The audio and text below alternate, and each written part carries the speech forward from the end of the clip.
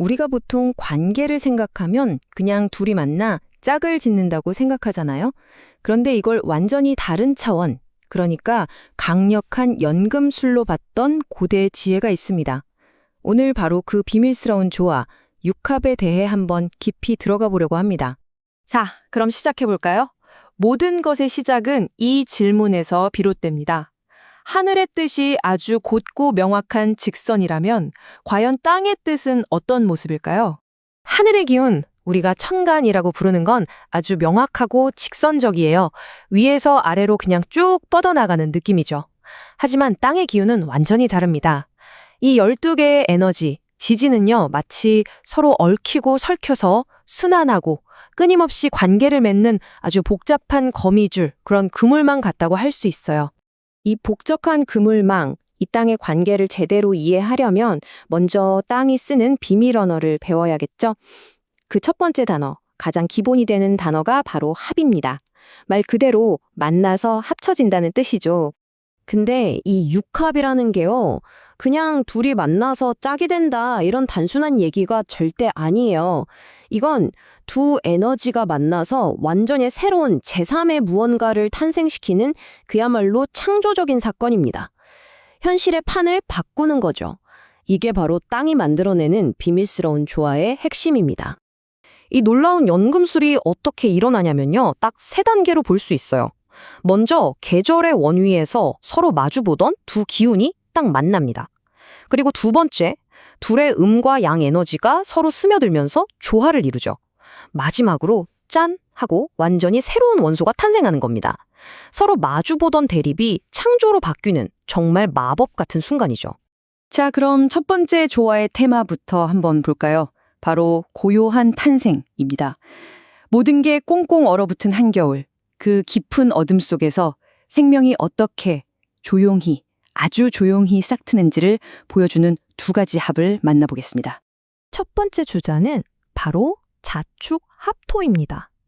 한겨울의 차가운 물, 자수와 꽁꽁 언 땅, 축토가 만나는 거예요. 이 둘이 만나서 융합하면 뭐가 될까요? 바로 단단한 땅, 토가 됩니다. 이걸 시적으로 표현하면 겨울에 얼어붙은 땅이나 망망대해에 홀로 솟은 고요한 섬 같은 이미지예요. 여기서 중요한 건 이 둘의 만남이 무슨 뜨거운 사랑이나 열정에서 비롯된 게 아니라는 겁니다. 오히려 이 혹독한 추위를 견뎌내기 위한 아주 현실적이고 묵묵한 생존을 위한 동맹에 가깝죠. 말없이 서로를 지지하는 단단한 연대 같은 거예요. 두 번째 고요한 탄생은 인해한목입니다. 이건 이제 막 겨울로 접어드는 해수와 막 봄을 시작하려는 인목의 만남이에요. 겨울의 끝자락과 봄의 문턱이 만나는 거죠. 이 둘이 만나니까 뭐가 생겨날까요? 바로 생명과 성장의 에너지, 목 기운이 만들어집니다. 이건 마치 겉보기엔 앙상한 겨울나무 같지만 그 안에서는 보이지 않게 봄의 수액을 힘껏 끌어올리고 있는 모습이에요. 그러니까 겉으로 드러나는 화려한 성장이 아니라 그 전에 내부에서 힘을 비축하는 준비된 탄생인 거죠.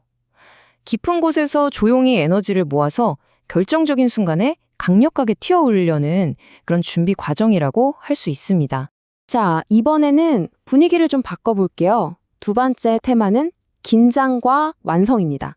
방금 봤던 고요한 조화랑은 좀 달라요. 여기서는 편안함이 아니라 오히려 팽팽한 마찰, 그리고 단련이라는 역설적인 과정을 통해서 뭔가 대단한 게 만들어지는 그런 결합들을 볼 겁니다. 세 번째 합은 묘수랍화입니다. 이건 생명력 넘치는 한봄의 나무, 묘목과 바싹 마른 늦가을의 흙, 술토가 만나는 거예요. 어때요? 뭔가 잘 안 어울릴 것 같죠? 네, 맞아요. 이 둘이 만나면 팽팽한 긴장감이 생기는데 바로 그 마찰에서 화, 즉 불꽃이 확 하고 터져 나옵니다. 이걸 이미지로 그리면 메마른 가을 들판을 화려하게 장식하는 불빛 같아요. 되게 역설적이죠? 이게 바로 긴장을 통해서 창조가 일어나는 원리입니다. 그러니까 진짜 대단한 성취는요, 편안하고 좋은 관계에서만 나오는 게 아니라 오히려 이렇게 삐걱거리고 투쟁하는 관계 속에서 발견될 수 있다는 아주 중요한 메시지를 던져주는 거죠. 네 번째는 진유합금입니다. 이건 늦봄의 축축한 흙, 진토와 아주 잘 벼려진 한가을의 금속, 유금이 만나는 경우예요. 이 만남은 유금의 가치를 더욱 높여주고 완성시켜주는 역할을 합니다. 마치 진흙 속에서 반짝이는 보석을 발견하는 것과 같아요. 이건 없던 걸 새로 만들어내는 창조라기보다는 이미 가지고 있는 잠재력을 갈고 닦아서 실질적인 가치와 명예로 완성시키는 단계라고 볼 수 있어요. 원석을 보석으로 만드는 마지막 활용점정 같은 거죠. 자, 이제 마지막 테마입니다. 각오 단단히 하셔야 할 거예요. 세 번째 테마는 바로 격렬한 변혁입니다. 이건 지금까지 봤던 것과는 차원이 달라요.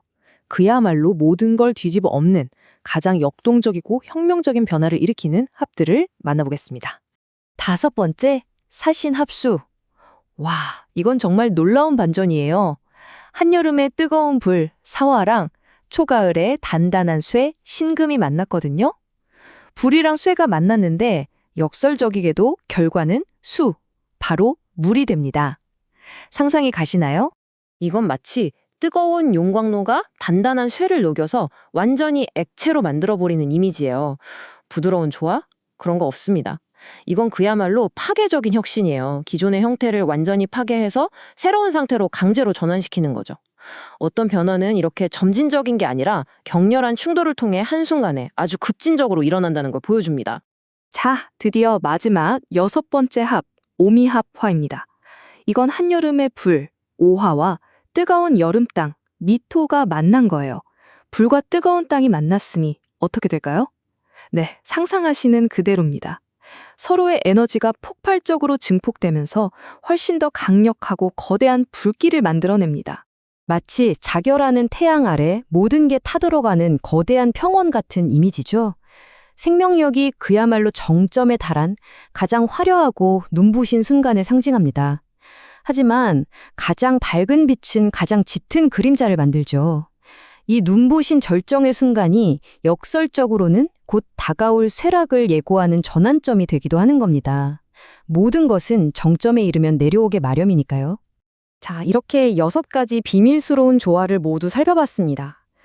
그럼 이 이야기들이 우리에게 궁극적으로 말해주는 건 뭘까요?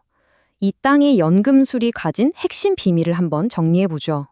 핵심은 이것입니다. 관계는요, 단순히 둘이 만나는 게 아니라 서로를 거울처럼 비춰서 혼자서는 절대 갈 수 없었던 제3의 길을 열어주는 연금술이라는 겁니다. 우리가 본 것처럼 그 관계가 조용하고 안정적이든 팽팽한 긴장감이 넘치든 아니면 모든 걸 뒤엎는 격렬한 관계든 그 모든 관계는 결국 완전히 새로운 가능성을 낳는 창조적인 과정이라는 거죠. 하지만 여기서 이야기가 끝이 아닙니다. 꼭 기억하셔야 해요. 오늘 우리가 이야기한 이 조화, 즉 합은요, 땅이 쓰는 비밀 언어의 딱 절반에 불과합니다. 이야기의 나머지 절반, 그 정반대편에는 훨씬 더 강력하고 모든 것을 뒤흔드는 힘이 기다리고 있습니다. 바로 정면 충돌, 충이죠. 그 이야기는 다음에 계속됩니다.